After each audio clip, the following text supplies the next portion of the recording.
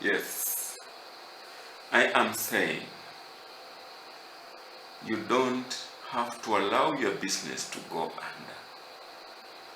Don't allow your business to fail.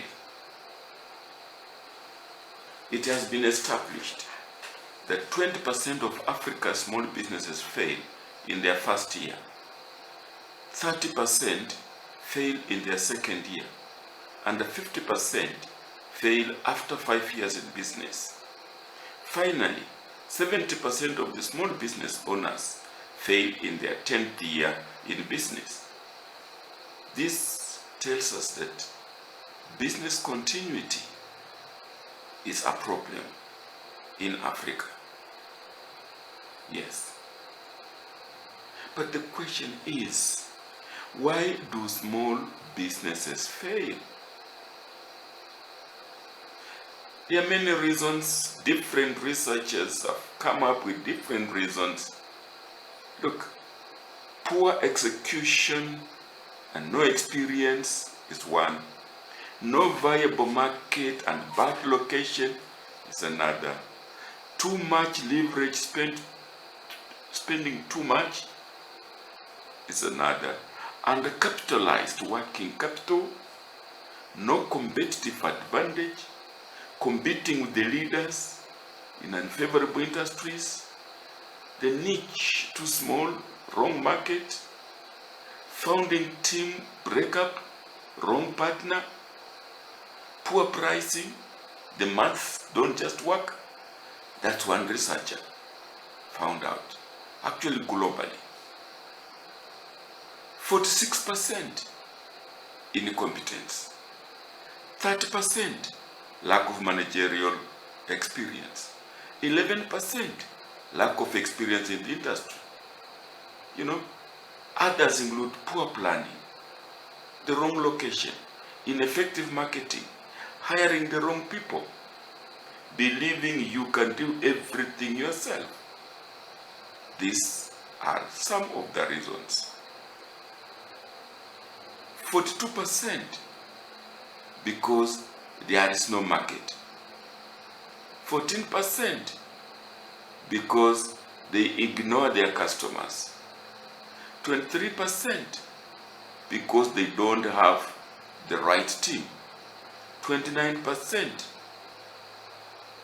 they are out of cash in their first year of running businesses. So there are quite a number of reasons why small business fail, whether in Kenya, East Africa, Africa, actually globally. And different researchers have found different reasons. I want to attempt to summarize all that in one: poor strategy formulation and implementation. That will be my summary. If you don't have a strategy in business, and the strategy means a lot. If you did not formulate your strategy well, and if you're not implementing it well, you can run into problems. I'm not claiming that this is the major, but I'm trying to summarize those that we have already talked about into one strong one. Indeed, in my own research, casual, talking to business people, whether in Egypt, whether in South Africa, Uganda, Kenya, indeed I've been even in Washington, and I found that the very successful businesses identify the internal positives and effectively build on them.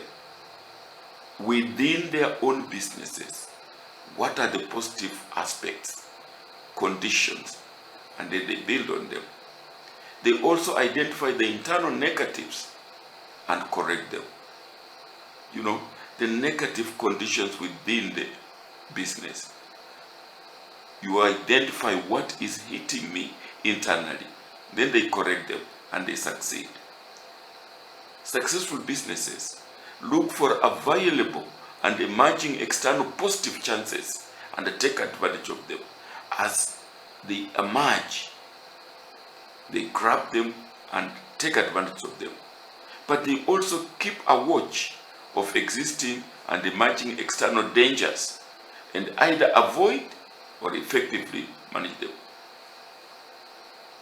You can see successful businesses do some kind of analysis, and this. You must have noticed that successful businesses or business people do SWOT analysis. The internal positive conditions that we have talked about are their strengths. The internal negatives are weaknesses. The external chances are opportunities. And the external dangers are threats. And therefore, the word SWOT, acronym SWOT, is formed out of strengths, weaknesses, opportunities, and threats. And every business has this. You have your own internal strength. Even individuals, you have your own internal strength, but you also have weaknesses. Unfortunately, many businesses and business people and individuals do not focus on the weakness. They assume those weaknesses. Then there are opportunities. The chances arise, but they are unable to grab them as they arise. And then those external dangers, the threats, many business people are unable to cope with those threats. So, SWOT analysis is a planning methodology that helps organizations build a strategic plan to meet goals, improve operations, and keep the business relevant. The best strategic fits are when the internal environment, the strengths and the weaknesses, aligns with the external environment, the opportunities and the threats. So, conducting a SWOT analysis will help you understand the internal factors, your strengths and the weaknesses, that will influence your ability to take advantage of a new opportunity. A SWOT analysis can therefore help you identify opportunities that your business could take advantage of to make greater profits. So, question arises, how can you prevent your business failure and therefore be successful? If you are listening to me and you are in business, then you are the right person I'm talking to. How can you sustain the business? And if you are listening to me and you fell out of business, then probably you can recoup. You can go back to your drawing board and see, learn from the mistakes that you made. You know, the theory tells us that business goes through cycles. You start, you expand, you pick up, the recession falls up. You can even go into a depression and a deep trough, and then you start recovering. Theoretically, that's what economics teaches, business cycles, that every business goes through that cycle. How long each cycle lasts is not universally accepted. And therefore, you really need SWOT analysis at all these stages. Before you start, you need SWOT to establish a survival strategy and start growing. And when you are expanding, as you expand, you need SWOT to sustain that momentum. And when you are picked up there, you are at the peak. When at peak, you need SWOT to stay there. You need strategies. Do your SWOT analysis and identify strategies that will keep you stay there. And when you are in recession, you need SWOT to turn around. You don't want to go in recession. SWOT to turn around your business. When you are in depression, the same. At depression, you need SWOT again to turn around. At the trough, you need SWOT to embark on recovery. And when you are recovering, still you need SWOT to sustain the recovery. And the cycle continues. So what we are saying is that you need SWOT all the time in your business. Now, many business people engage consultants to do their SWOT. It is, however, advisable, in my opinion, that you do your own SWOT as much as possible. That exercise will help you know your business better just by engaging yourself in your business, learning the weaknesses, learning the opportunities. That alone will assist you to know your business better. So don't always rush to go for consultants. After all, there's somebody who talks about, I'm a consultant. But sometimes we say consultants are people who will borrow your watch to tell you the time, charge you exorbitantly, and keep that watch. The consultant may come in just to review for you your document. So as much as possible, if you can, do your SWOT analysis yourself.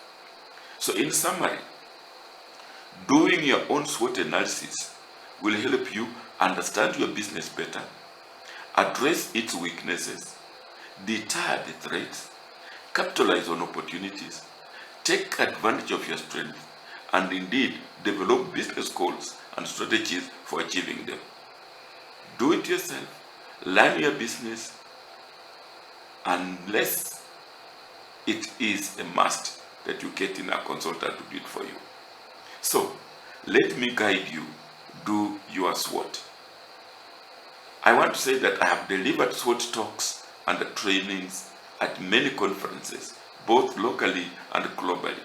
My recent one was in Uganda. Just listen to it. If you have a supporting family, that's a strength. If you have work experience, I've been working at the university, this is a strength. That experience, I can use it. Some are more patient than me and careful. If I'm not patient and careful, that's a weakness. If you have no experience, like the students have no experience in working, whatever, that's a weakness. If you are not creative, probably Angela will be your mentor in terms of creativity. You have seen how she has kept this thing alive since yesterday. And she has even already acquired a passport to be selected as the first person to go on exchange. Texas. Time management. If you have poor attitude, then you have to be a witness. And then opportunities. I'm talking to people of my age who are going out or retiring. There is a lot of demand for many products. It's there. That's an opportunity. We have business. This part of the conference. That's an opportunity. We have also fellow retirees who are not retiring alone. Those are. And the technology is advancing. Even if you are advanced in your age, you don't have to go there. See, the technology can manage your business for you. But there are also those threats. You are going to meet stiff competition. Here, Uganda is a little better, but Kenya high tax. A lot of. When I come from Western Kenya, which means Eastern Uganda. So there are times when I'm in Roma, I just cross to come to Uganda because I don't need them not go further. Then, because when I'm weightlifting and the service, somebody kneels for you before they serve you. I like that. And we were told yesterday that, when is it women or women? I think it's women, not women. When the women are talking, somebody told us that yesterday there were no questions from ladies because in some places where when a man is seated, a woman cannot. I want that. So I crossed over to the enemy. So, poor infrastructure, reaching your destination in business can be a threat. High inflation. So once you have done that, then you say, I want to use my strength. One, I have the money, and I have a supportive family, and there is this opportunity when it's demand. Let's talk to my family. Let's talk with my family to decide which business. Because many of us women now, not women. Women now sometimes ambush, bulldoze. I started a business and have not. Is that name? I'm talking about the session presented to Professor Henry Wieser in recognition of accepting to give a keynote speech at the multi-symposium. Professor, thank you so much.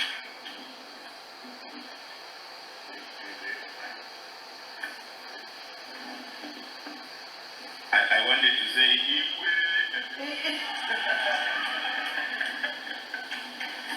I now feel my team member of Barara, and you know what team means, isn't it?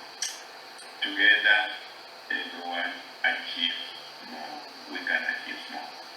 Professor Lisa rears crickets, and he makes cakes out of crickets and biscuits. I told him to bring some, but he feared the migration at the table. But we can find another way of bringing those cakes and biscuits to Uganda, made out of crickets. That's part of his innovation. Yes, those are some of my talks on SWOT analysis. Before that, I was in Egypt, Cairo, talking to the AU IBAR, the African Union, the regions of the continent, the SWOT analysis strategies on how to promote our African continent in terms of livestock. So I have had useful experience, proven facts that we can use in matters SWOT analysis. So as I help you start your SWOT analysis, I'll tell you, for every SWOT analysis that you do, you must set an objective. So start by setting up the objective of your analysis. Do you want to expand your business? Do you want to diversify? Do you just want growth? Do you want to outcompete somebody? There may be those who just want to start the business. All those situations and others will require you to do SWOT analysis. Then start with your own internal analysis, the S and the W in SWOT. If you have developed a strong employee attitude, then that's a strength. But if your employees are morally down, maybe because of your dictatorial management, then that is a weakness. If you have employed qualified employees, then that is a strength. But if you have employed relatives who are not qualified, that's a weakness. If you have a supportive family, that's a strength. But if your family does not approve of the business you do, that is a weakness. If you have adequate finances, then that's a strength. But if your finances are weak, then it's a weakness. All we have said here are internal and can be controlled by the business, and in this particular case, you, the owner. The next, do the external situation, the O and the T in SWOT. If there are government export incentives, then that is an opportunity. If there is growing demand for products, then this is an opportunity. If new and better technologies are being produced, then it is an opportunity. But if the market is shrinking, then that is a threat.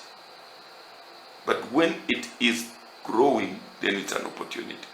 If consumer tastes are changing, then that's a threat. Heavy taxation and reducing raw material supplies are all threats, and so is heavy competition. Stiff competition is a threat. So look at your objective, look at what you want to do, and list all those. Finally, construct a 3x3 matrix which will help you match the elements of the SWOT to generate appropriate strategies for implementation. This is now the summary of your journey in SWOT analysis. You start by setting the objective.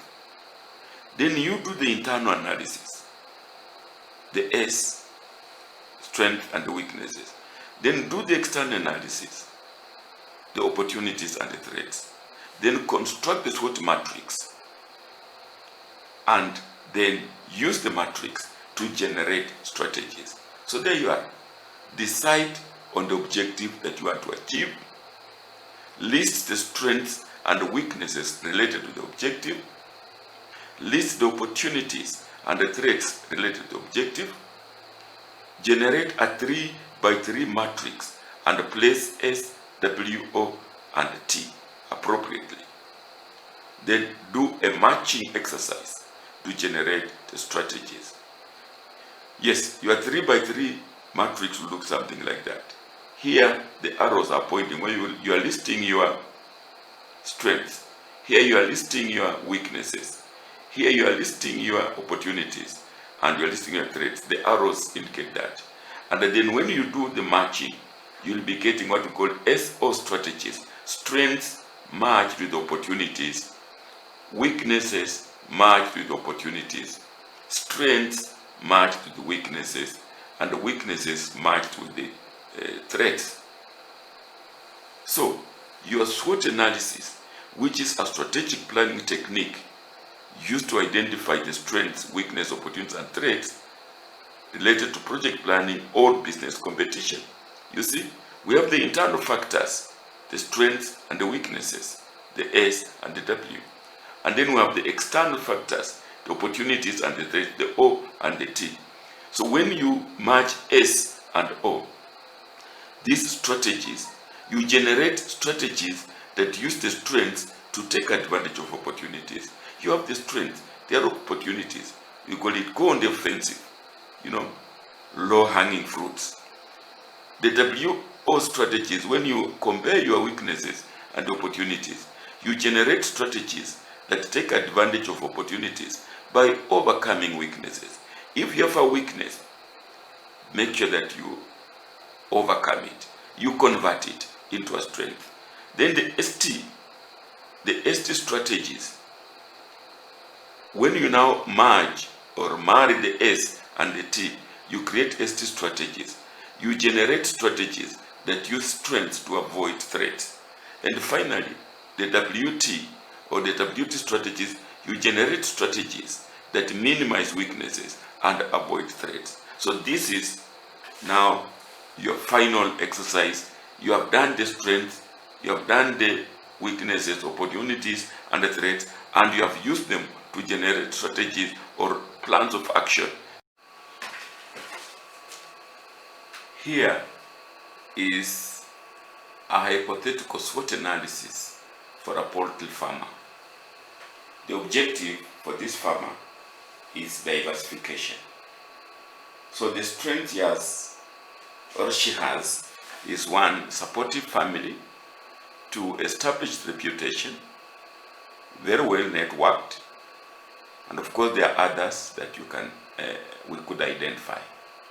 The weaknesses, all in relation to the objective of diversification, is untrained staff, low finances, sole proprietorship, no established customer relations. Opportunities, there are financing institutions, there is increasing demand, there's emerging technologies, and there's backward integration chances.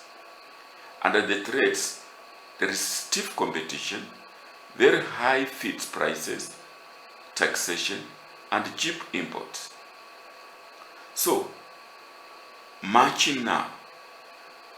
You take the weakness number one, which is untrained staff, opportunity number one, which is financing institutions, and the threat number one, which is stiff competition. You look at how can we when you combine all those three, what strategy comes in mind? Yes, you say let's borrow from the financing institutions to train the untrained staff so that, you're training them in marketing so that we start addressing the competition aspect. Weakness number two, which is low finances, opportunity number one, finance institutions, and the threat number two, high feed prices. Again, let's borrow so that we stabilize finances. So you are now saying, let me make use of the existing financing institutions. When you come to strength number 1, supportive family, opportunity number 3, emerging technologies, then you think of training a family member. After all, they are supportive in the use of technology in your business. Strength number 2 and 3, supportive family, established reputation. Opportunity number 2, increasing demand. You say, let me employ new technology for market penetration. You can use now online marketing, etc., etc. Strength number 2 and 3, established reputation and well networked. Threat number 1 and 2, stiff competition and high fixed prices. You think of now entering into collaborations and partnerships. Weakness number 3, sole proprietorship. Threat number 3, taxation. Opportunity number 1, financing institutions. You see, you say, let me borrow to upgrade my business form to reduce double taxation. Weakness number 4, no established customer relations. Threat number 1, stiff competition. Threat number 4, taxation. Opportunity number 4, backward integration chances. So you say, let me invest in backward integration. Probably you're just doing chicken. You have been buying day-old chicks. You may want to start hatching them. You may want to start even going into chicken feed and so on and so forth. So this is hypothetical SWOT that a poultry farmer would use to generate plans of action or strategies to sustain the business. So you can now do your own SWOT analysis, and as I said, as much as possible, do your own SWOT analysis.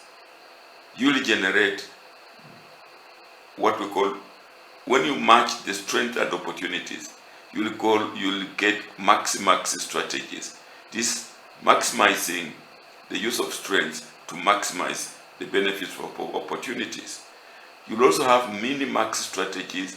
You want to minimize the weaknesses so that you take maximum advantage of opportunities.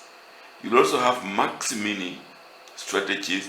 You want to use the strength the maximum to minimize the threats. And you'll also have mini strategies. It means you want to minimize both the weaknesses and the threats. So you do this SWOT analysis, and I hope it will help you generate strategies that will see you through your businesses. However, if you want me to assess your SWOT, then send me the matrix, even if you have not identified the strategies. Because if you have identified your S, strengths, weaknesses, opportunities, and threats, then I can assist in matters of matching them. And indeed, I could also add on your strengths and the weaknesses. But that will not be for free. At only 500 Kenya shillings, I will assess them and send you feedback. Then we could start a journey of developing a full strategic plan for your business. Yes, 500 shillings, you can send, pay, and then you send the transaction code to me on that number, 722-858507. You can pay through my number as M-Pesa. You can pay through my till number, buy goods. And when you have done that, you alert me when you would have sent the transaction code for me to verify and then get back to you. When using M-Pesa, beware that they are the M-Pesa transaction costs, but when you're using buy goods, those transaction costs are not there. So, if you enjoyed it, please like it, share it, and subscribe. And if you feel like supporting us in our endeavor to bring entrepreneurial knowledge to you, then please visit